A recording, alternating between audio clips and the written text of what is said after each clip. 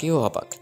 থাপ্পড়গুলো এতই জোরে মেরেছে আমার ঠোঁট কেটে রক্ত বের হয়ে গেছে। এই রক্ত বের হয়ে যাওয়া আজ আমার জন্য নতুন কিছু না। এই রকম অনেক রক্ত আমার শরীর থেকে ঝরেছে। আমি রক্তগুলো মুছে নিলাম। তখন কেউ বলে ওঠে, এই ছোট লোকের বাচ্চা, একটা কাজ দিলে তো সেটা সময় মতো করতে পারিস না, শুধু শুধু আমাদের বাড়িতে এসে আমাদের খাবার নষ্ট করছিস। এই অনাথের বাচ্চা, আমার কাপড়গুলো লন্ড্রি থেকে কে নিয়ে আসবে? তোর বাবা না তোর মা নিয়ে আসবে আমার কাপড়গুলো। আর কয়টা বেজেছে খেয়াল আছে তোর? আমি সামনে তাকিয়ে দেখলাম উর্মি ম্যাডাম দাঁড়িয়ে আছেন, যাকে আমি এই পুরো চৌধুরী বাড়ির মাঝে জমের মতো ভয় পাই। আমার আর বুঝতে বাকি রইল না, এখন আমার মৃত বাবা আর মাকে নিয়ে ও কথা উঠবে।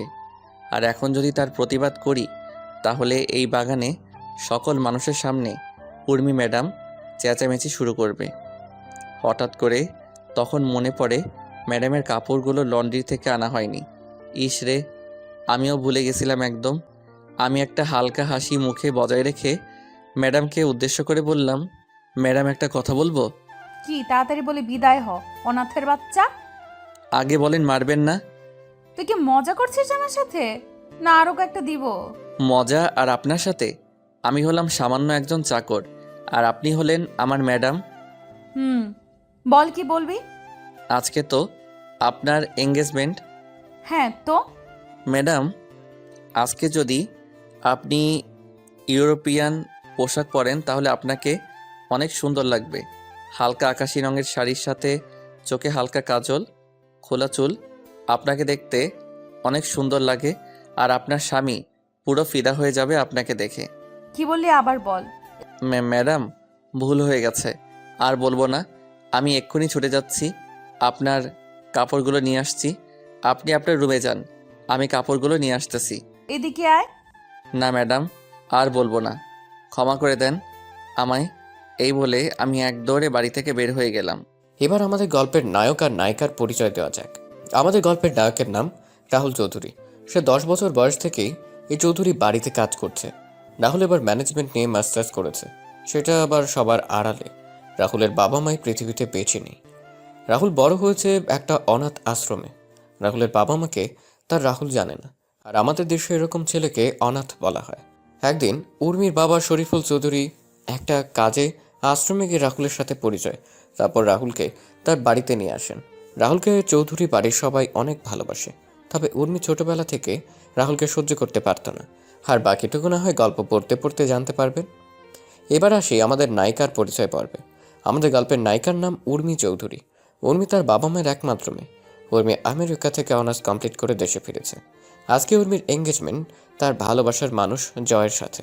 আর বাকিটুকু গল্পের সাথে থাকলে জানতে পারবেন। এদিকে রাহুল লন্ড্রি থেকে কাপড় নিয়ে বাসায় এসে উর্মির দরজার সামনে দাঁড়িয়ে দরজা কড়া নাড়ে। তখন উর্মি ভেতর থেকে বলে, আয় ভেতরে। কাপড়গুলো নিয়ে আমি রুমে ঢুকে দেখতে পেলাম ম্যাডাম তার আলমারিতে কী কাজ করছিলেন।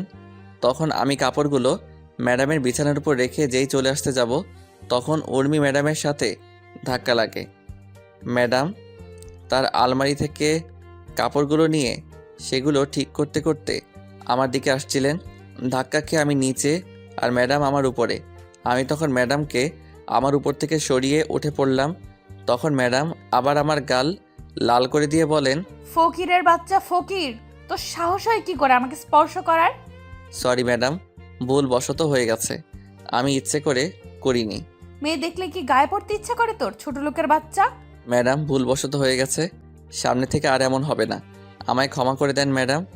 বাড়ির চাকর চাকরের মতো থাকবি, আর সামনে থেকে আর এমন হলে তোর জীবনের আলো নিভিয়ে দিব। ম্যাডাম, এমন আর হবে না।